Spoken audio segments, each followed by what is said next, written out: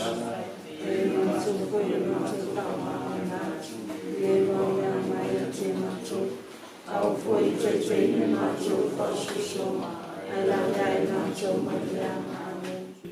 you to all for inviting us. Whakailava me kaliengo o ni sarawali. Le la ku Talamua ku ile kaimi mua le sa lo felo ai ma le li. Le fo mago sa e to felo ai le li talwe nei. Can you tell us? Foi mai so o fie lo fa fie fo ringo Yesu, fa fie fo ringo le. Ja, whaftai mo whafsiri.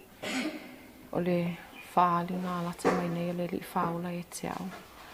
O le holas for islands in mai atu nei. Ao sauni ni e las tōna e o le mawhapa i anga lotu katoliko. O le teimi nei o maulu a vina tangata katoliko.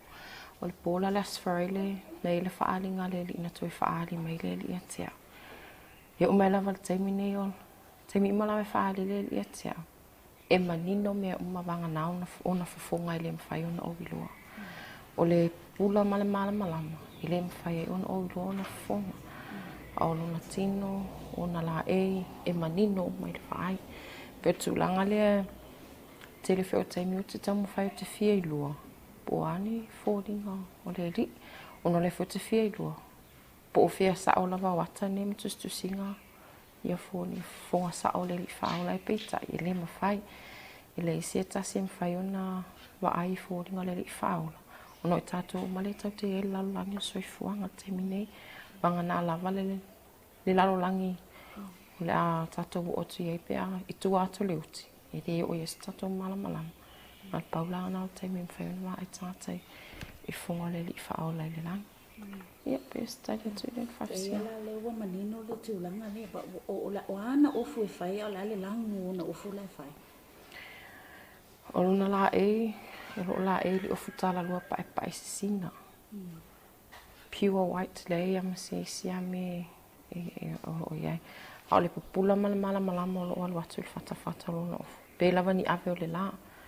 Le lava se singa ma le ata le whaongaina le Divine Mercy. Yesu a ngā alofa. Ona whōninga na, o lo o manino lawa fo ia sulu i ona au. E le o se manua. Ona o se sulu fo i le alu atu o le malama. Whapena fo i ona vai. Ma le whatawhata o lona ofu. Nei se temi na mawhai ena lua, whai atu se tala. Tu sa pe tasi se matai tusi pe tasi se tala. You know, I mean, what I'm coming from. O le ua whaamanuia ina oe, amu ia oe, wa e wa ai. E se taimi na ia se fasitala po le a se tala taimi le te whawhero ai. Taimi malawai whaali mai le li. I mate Talamua. Maolo whaonga ina le li tatou ngana. Le ngana Samoa. Whetalai ngā leo li. O i lato uma o lo whaali. Whaonga ina le li whaola le. Ngangana mua po le matatanga tangata le whaali ai le li. O taimi malawa la me mate whisotai. A o Talanoa iei, e le mawhai ona o Talanoa whaasanga i ona whafonga fo i le. A lalawa o te langona lona si whafonga, lalawa i Talanoa mai. Mea malawa o te le o teimi o te whisiringi ai fo e winga i ana whaalinga. Ma teimi whaali mai e. E tali mai lawa le li. Ma lo iei fo lo wanganga mausali. O le li whaola le whaali mai ana whaalinga e. O nole te le o tangata e whaapea o mea whaati a pono. Paula vai matua i mau la wala ulangona mana tūlanga. E ele te me whaala wela te apolo ngal venga.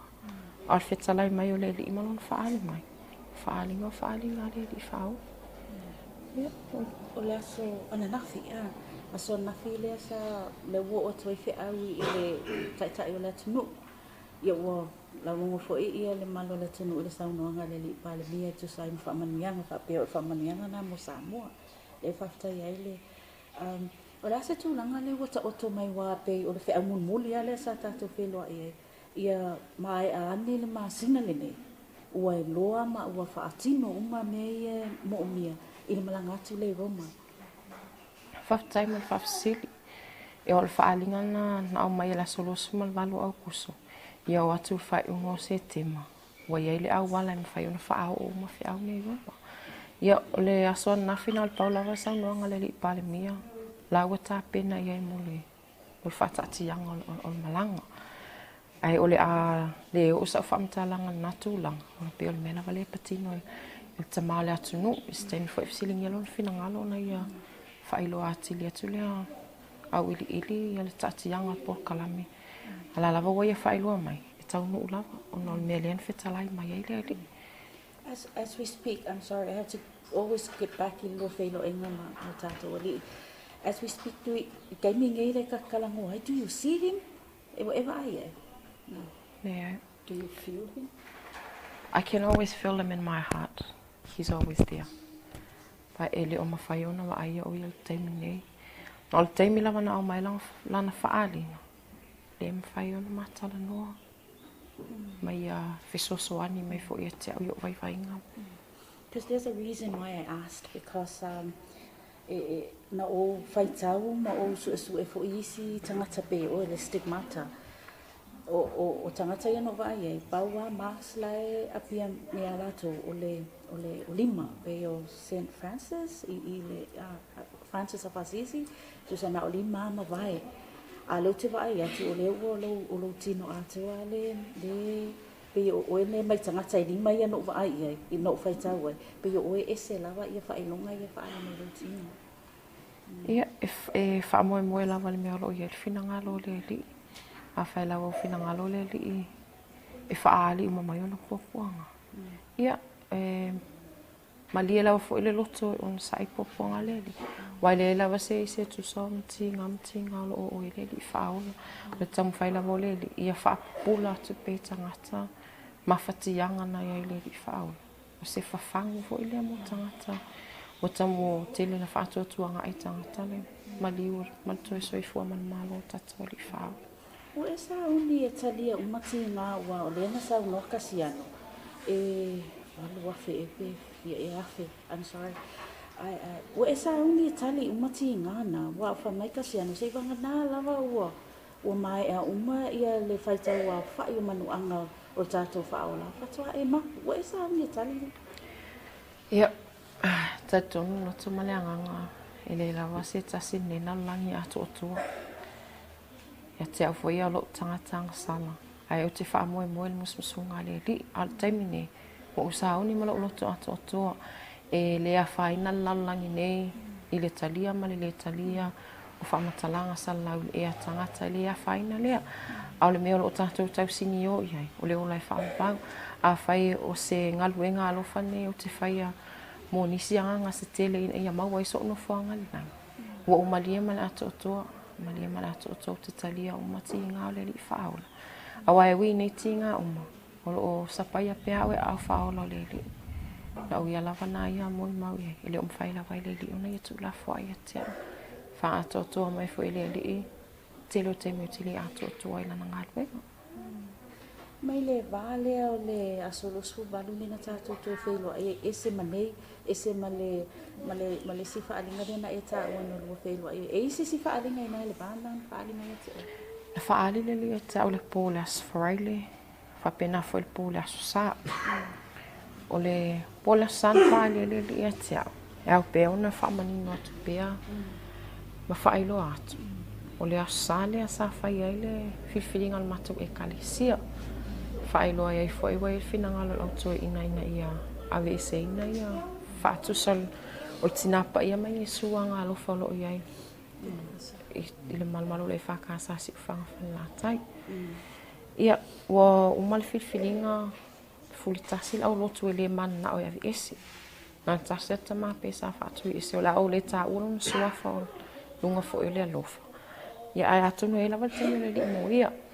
O le pola le asalea na maoe maloto lua le fasa e ia ima ole la ngona ole mafatia e inga ia ima ufo le anga ole lofa e matela ngona ina le mafatia ole li fao ne le fa pia me ofio mai le li ina ia beve ol file mu le fa tupu se fi ainga al pola val me ofio mai le li fao le o yesu anga lofa ole fia fa ilo mai o na lofa ile lalo lang maolo lea po al masulfa inga lava na po ala vati inga le olanga ma te sulfa ile ali ato no te leo te mele o mwhai no wha amtalaina au le li e atilan si lofanga si fia le li o maloto ona maolo le farsa ma tu lava ma totuli ya sang la la malo sali e uman failonga ko li se la lo sali wa le totuli lo to olwal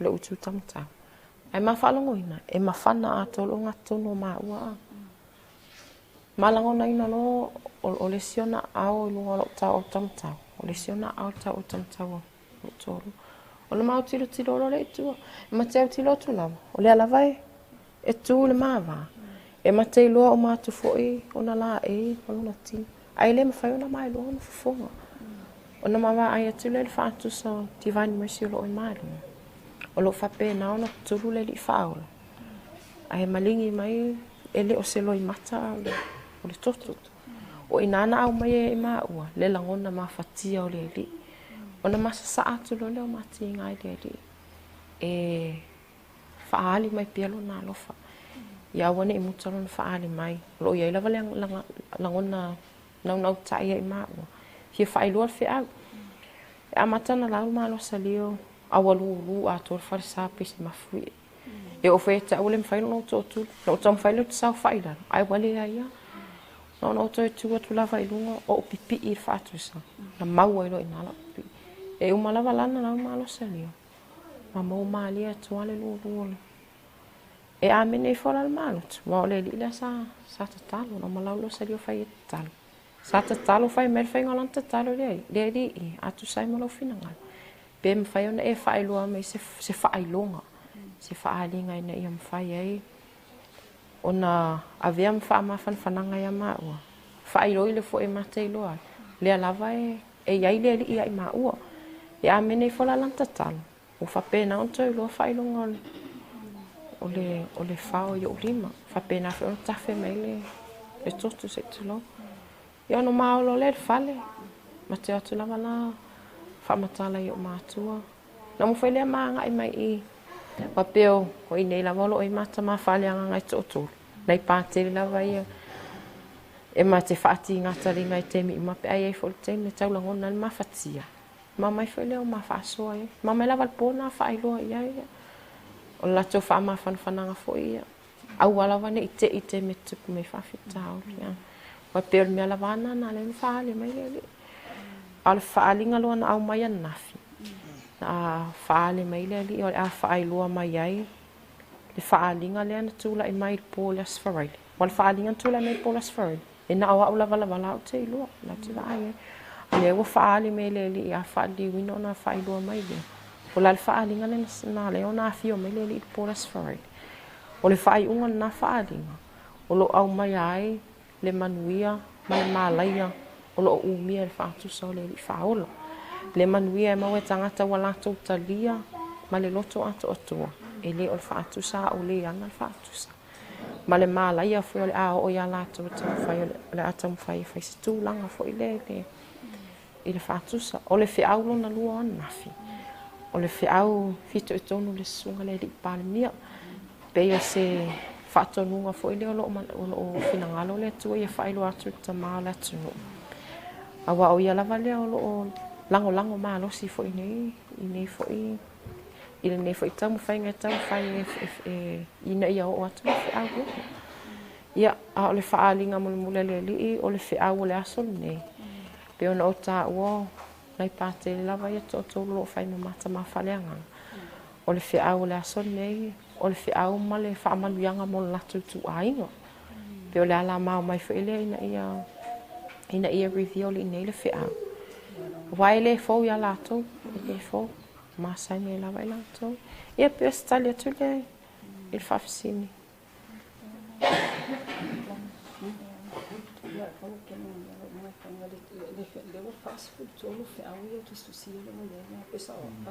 ia fast food fa le fiau laso ni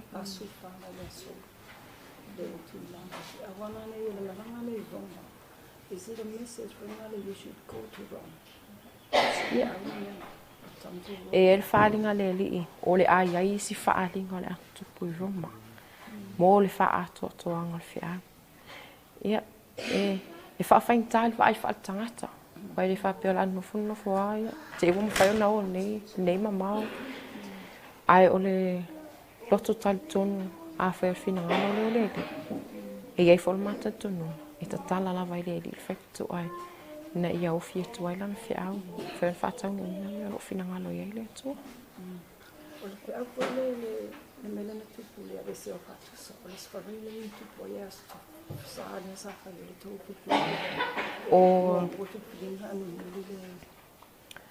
le. E se le whaalinga na tūla i mai le pōla sfarile.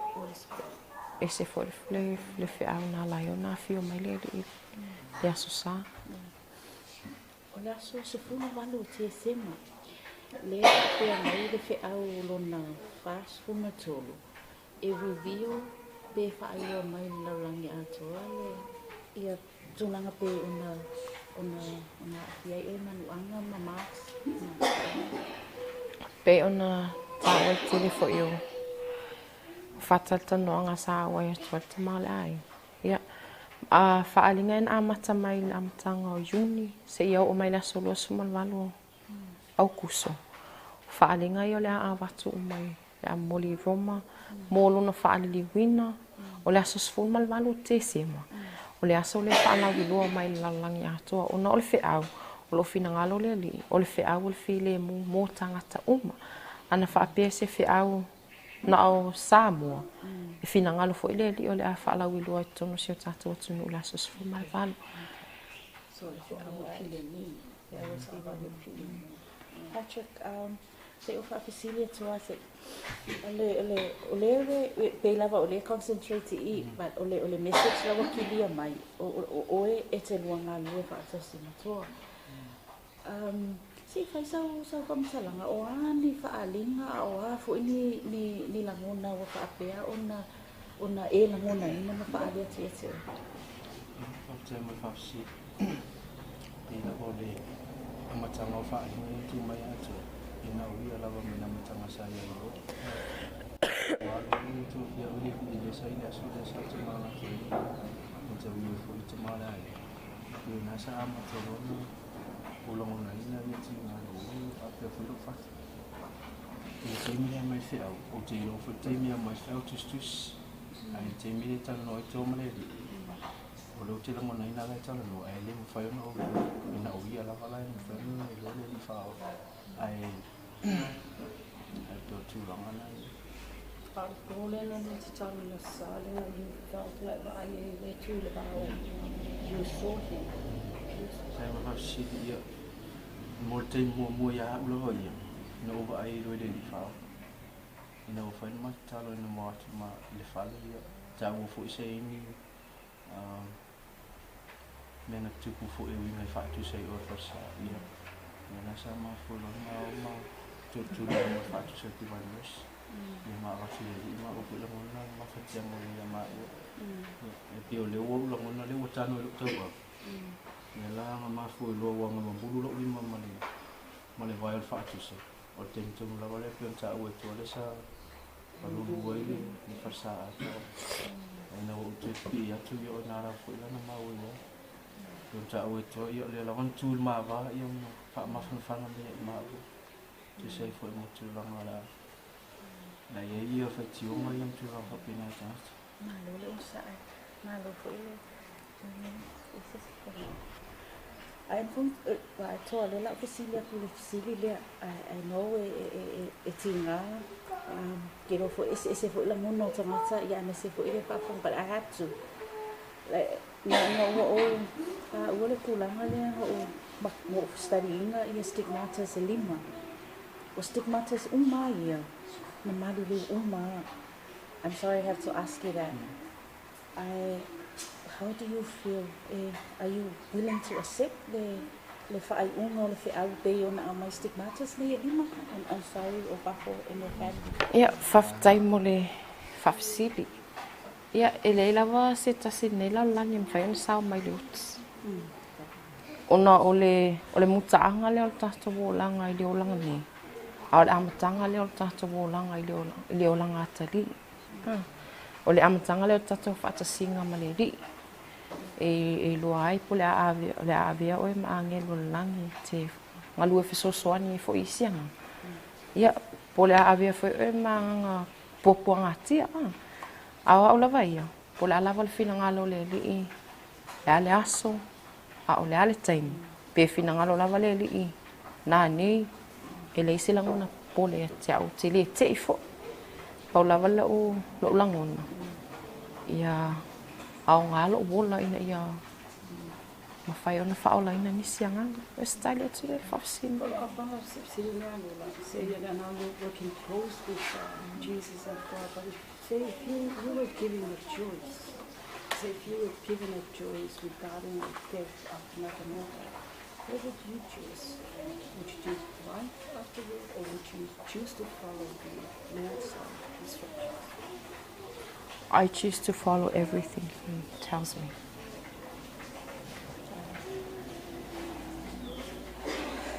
Ele mana te foi le mana ngana pina kalimia uno le tala ngani tu foi le taisia na tu langa le eseia fatu sona pasa e tani tu Yesu la bosta la sa tele sa sa fatu fiu no fa e tu ma le longa mai tawa tu langa le ni o mai la so le tavi le tato e ka le sa ni e tu langa tu le ka me se sa tu pela ne le fai to e sa tamo mai le e tu langa foi le ni o ne asalo tu anto tana noma ia mate was the threat to an ultimatum given to your family ma fuaile su le kalesia ia faafetai lava mo le faafesili o le tali tuusa'u fo tali mai ate'u lava ia na aua'u lei lava se isi tagata o involve ai faamalia atu fo'i pe ai ai se tasi ia afia ai se finagalo a o le tulaga lea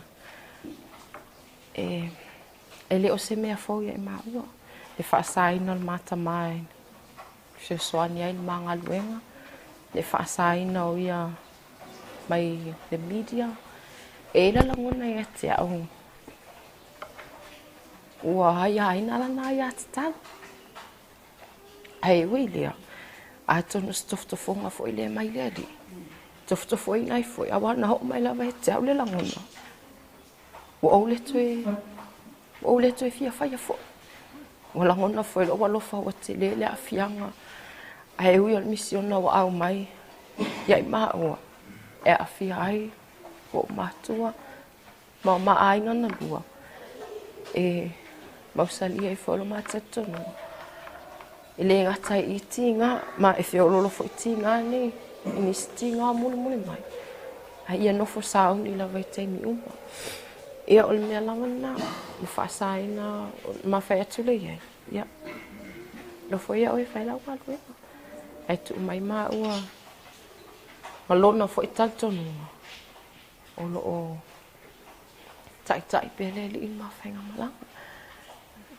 ia o ele pola ina stofina malanga le lona o le fa'aaliga na o mai le ali'i auā sa ia fa'aalimea i ma'ua a uma ne lava nei fa'aaliga ua uma foi ona ia avea i ma'ua e o se taulaga le kalesia katoliko e mateo lava na o ma'ua le isona popolega ua e tālā lava i le ali'i faitoto'o ai fa'aufale lana fe'au ae ona o le ali'i lava fo'i ana lana fa'aaliga fa'apea e tatau ona alu o lo'o iai le mea o lo'o mana'omia ai ia e ala ona anu o fai atu iai malia ia a fa'asā mai ue fa'amalia atu e le'oleolaga nei e le'oleolaga nei ai ia fa'amaliaina le finagalo o le ali'i tu'uma pea nisi mea setele fai aso le ali'i e fa'amuamua pea le fe'au o lo'o au mai ai le ali'i sauni tatou ua momoli le fe'au na e toe fo'i mai ai when I say